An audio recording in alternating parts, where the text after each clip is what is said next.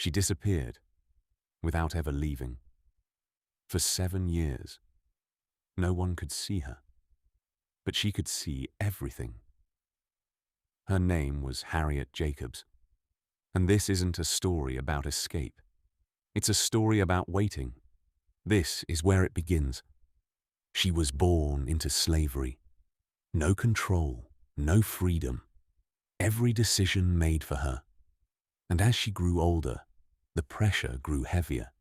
Not just physical, psychological, constant. She knew one thing. If she stayed, she would lose herself, slowly, completely.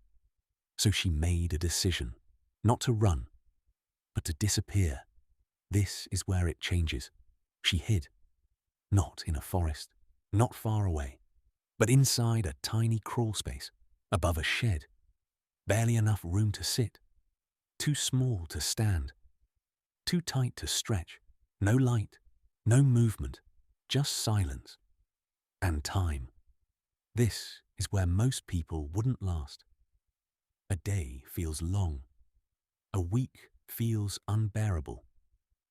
But she stayed, not for weeks, not for months, years, 7 of them, watching her children from a distance, hearing life continue without her, feeling every moment pass, without being part of it. This is where it gets deeper, because the real challenge wasn't the space, it was the mind, the thoughts, the doubt, the question that keeps coming back. Is this worth it? Most people would break there, not from pain, but from uncertainty. But Harriet did something different. She reframed it, not as hiding, but as choosing, not as suffering, but as protecting her future. That shift changed everything. Same space, same conditions, different meaning, and meaning changes experience. This is the turning point. She wasn't trapped. She was waiting, waiting for the right moment, waiting for freedom on her terms. And that gave her control, even in confinement. Years passed, slowly, painfully, but something stayed intact. Her sense of self, untouched, unbroken. This is where it becomes powerful, because freedom didn't start when she left. It started when she chose how to see her situation. That's the shift. Not external, internal. Eventually, the moment came. She escaped, finally free. Not just physically, but mentally, because she had already built that freedom inside herself. This is where it turns back to you, because your life won't look like this. Not this extreme, but the pattern is the same.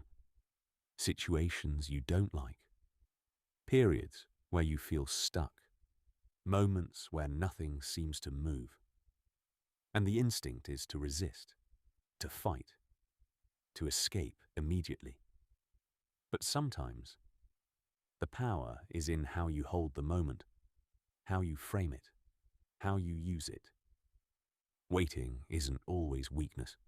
Sometimes it's preparation. Sometimes it's protection. Sometimes it's the only path forward. Harriet didn't rush. She endured. She reframed. She chose.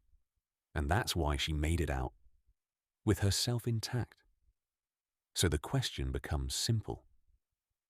When you feel stuck, when life feels paused, when nothing seems to move, what story are you telling yourself about it? Are you trapped?